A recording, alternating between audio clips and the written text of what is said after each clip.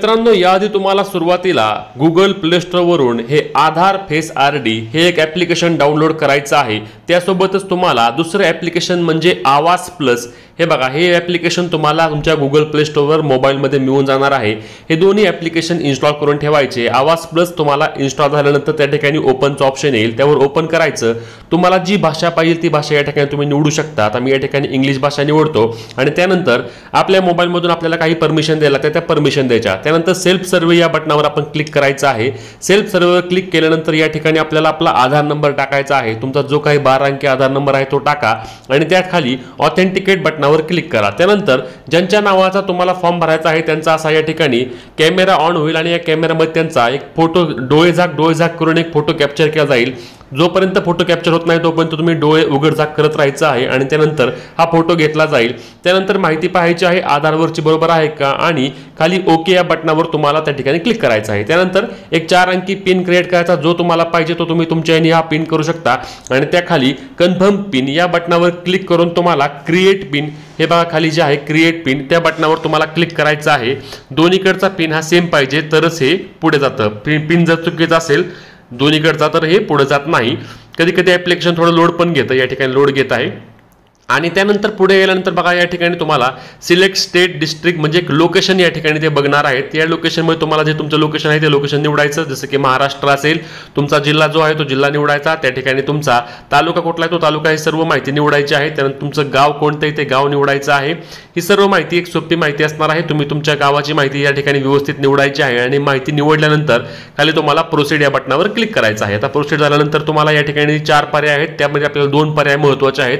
सर्वात आधी आपण ऍड आणि एडिट जो सर्वे आहे त्यावर तुम्ही क्लिक करायचं आहे, जेणेकरून आपल्याला या ठिकाणी एक नवीन सर्वे आपला ऍड करायचा आहे। म्हणून ऍड या बटनावर आपण किंवा एडिट या बटनावर आपण क्लिक करून 1 नंबरचा पर्याय निवडायचा। त्यानंतर या ठिकाणी देखील तुम्हाला काय करायचं, तुमचा आधार कार्डचा नंबर आहे तो टाकायचा आहे। आधी नाव टाकायचं वरती ज्याच्या नावाने तुम्हाला फॉर्म भरायचा आहे त्याचा, त्यानंतर आधार नंबर टाकायचा आणि त्याच्या खाली जॉब कार्डचा नंबर जो आहे तो नंबर टाकून त्या ठिकाणी जो जेंडरचा ऑप्शन आहे तो जेंडरचा ऑप्शन निवडून त्याखाली असणारी कॅटेगरी असेल, वय असेल, ही सर्व माहिती टाकून मॅरिटल स्टेटस लग्न झालंय का नाही ती माहिती तुम्ही या ठिकाणी भरायची आहे। त्यानंतर ही सर्व माहिती भरून वडिलांचं नाव असेल किंवा नवऱ्याचं नाव असेल त्यासोबतच तुम्हाला मोबाईल नंबर टाकायचा आहे। अशी सर्व माहिती या ठिकाणी घेऊन शिक्षित आहे का अशिक्षित आहे, त्यासोबत ऑक्युपेशन म्हणजे काय करतात, लेबर आहे, फार्मर आहे किंवा कुठल्या नोकरीला आहे, ही सर्व माहिती तुम्ही द्यायची आहे। घरामध्ये किती सदस्य आहेत, त्यानंतर त्यांची डिसेबिलिटी कुठली आहे का, म्हणजेच कोणाला लागलंय का काय आहे का, ही सर्व माहिती तुम्ही या ठिकाणी भरायची आहे।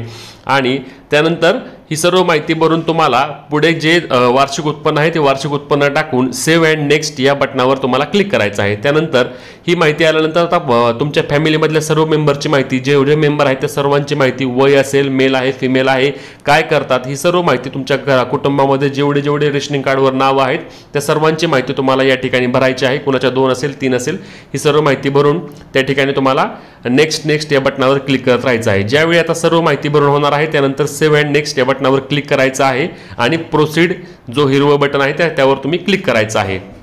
सर्व माहिती एकदा बरोबर आहे का ते देखील तुम्ही चेक करून घ्या, जेणेकरून प्रॉब्लेम नको, आणि प्रोसीड या बटनावर क्लिक करा।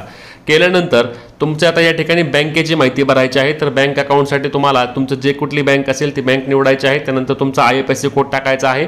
बँकेचा नंबर टाकून म्हणजे बँक अकाउंटचा नंबर 2 वेळा टाकून व्यवस्थित पद्धतीने कन्फर्म करायचा आहे, जेणेकरून ही माहिती चुकणार नाही याची तुम्हाला खात्री करायची आहे। आणि हा अकाउंट नंबर कोणाचा टाकायचा, तर ज्याच्या नावाने तुम्ही फॉर्म भरताय त्याचा टाकायचा, सर्व फॅमिली मेंबरच्या अकाउंट नंबरची गरज नसते। नेक्स्टवर क्लिक करायचं आहे। फॉर्म भरून झाल्यानंतर आता यामध्ये हा महत्त्वाचा फॉर्म असणार आहे। यामध्ये तुमच्या आधीच्या जे तुमचं आत्ताचं घर आहे त्याची तुम्हाला माहिती भरायची आहे। Ownership of house being surveyed म्हणजे कुठल्या घराचा सर्वे करायचा त्याची माहिती भरायची आहे। मग सर्वात पहिल्यांदा ऑप्शन आहे की तुमचं हे जे घर आहे ते तुमच्या किंवा ती जागा आहे ती तुमच्या नावावर आहे का, किंवा तुम्ही जे भाड्याने राहताय तर तुमचं असेल तुम्ही तुमचं ओन यावर क्लिक करू शकता, भाडं असेल तर रेंटेडवर क्लिक करा। त्यानंतर तुमच्या घराचं मटेरियल कसं आहे, कच्चं आहे का पक्कं आहे, म्हणजे जे तुमचं आधीचं काम आहे घराचं ज्याचा सर्वे करायचा आहे ते कच्चं आहे का पक्कं आहे, ही सर्व माहिती तुम्ही लिहायची आहे। त्याची भिंत कशी आहे, त्याचं वॉल कशी आहे किंवा तुमच्या रूम किती आहेत, ही सर्व माहिती त्या ठिकाणी लिहायची आहे। लॅटरिन फॅसिलिटी म्हणजे संडास बाथरूमची सोय आहे का, तिथे यस नो तुम्ही करू शकता, नसेल तर नो करा, असेल तर हो करा, कारण सर्वेचा तुम्हाला फोटो वगैरे अपलोड करावा लागतो, म्हणून यस असेल तर यस करा, नसेल तर नो करा। त्यानंतर मेन सोर्स काय आहे, म्हणजे तुमच्या घरातील ज्याचा उत्पन्नाचा मेन सोर्स काय असणार आहे। आता या ठिकाणी बघा कोण कोण अपात्र आहेत याची माहिती दिली आहे। 4 चाकी किंवा 3 चाकी वाहन असणारे कुटुंब अपात्र आहे.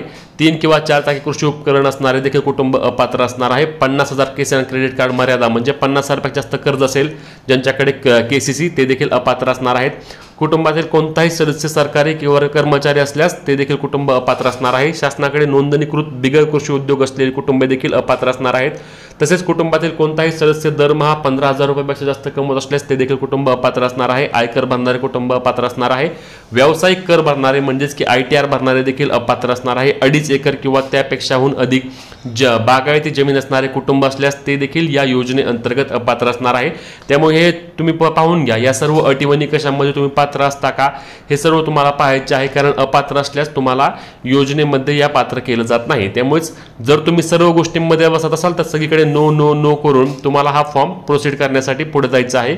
यस जिथं असेल त्या ठिकाणी तुम्हाला पैसे येणं किंवा तुम्ही या योजनेमध्ये पात्र ठरत नाही, तुम्हाला घरकुलमध्ये PM आवास योजनेअंतर्गत पात्र केलं जात नाही. त्यामुळे सगळीकडे नो नो नो करा. आणि त्यानंतर खाली बघा जो ऑप्शन आहे इज युअर फॅमिली गेटिंग, पहिल्यांदा तुम्ही अर्ज भरताय का हा एक महत्त्वाचा आहे. फर्स्ट टाइम तुम्ही या योजनेसाठी अप्लाय करताय का, तर तुम्ही याआधी केलं असल्यास तुम्ही नोवर क्लिक करा. आणि जर तुम्ही पहिल्यांदाच अर्ज करणार असाल तर येसवर क्लिक करा, शेवटचा ऑप्शन जो असणार आहे त्यामध्ये. बाकी सगळीकडे नो नो करा. आणि जर तुम्ही पहिल्यांदा अर्ज करणार असाल तर येस करा, तुम्ही जर याआधी अर्ज केला असाल तर नो करा आणि पुढे जा. पुढे गेल्यानंतर तुम्हाला आता काय करायचं, तुमचं जे सर्व जे जुनं घर आहे त्याचा तुम्हाला या ठिकाणी फोटो काढायचा आहे. त्यानंतर या गॅलरीच्या ऑप्शनवर क्लिक करा फोटोच्या, आणि तुमचा जो घराचा फोटो आहे तो फोटो या पद्धतीने असा काढायचा आहे आणि फोटो काढून तुम्हाला तो अपलोड करायचा आहे जे तुमचं जुनं घर आहे ते. आणि त्यावर तुम्हाला काय लिहायचं असेल की बाबा आमचं कच्चं घर आहे किंवा काय, तर तुम्ही माहिती देखील लिहू शकता आणि नेक्स्टवर क्लिक करा. आता जी जागा जिथे तुम्हाला घर बांधायचं आहे, ज्या मोकळ्या जागेचा तुम्हाला या ठिकाणी अशा पद्धतीने फोटो काढायचा आहे, जिथे तुम्हाला आता नवीन घरकुल मिळणार त्या घरकुलासाठी तुम्हाला अर्ज करताय तर ते जागेचा देखील तुम्हाला फोटो अपलोड करावा लागणार आहे. तर फोटो या ठिकाणी अपलोड करा. तिथे देखील तुम्ही लिहू शकता की ही आमची नवीन जागा आहे, इथे आम्हाला घर बांधायचं आहे.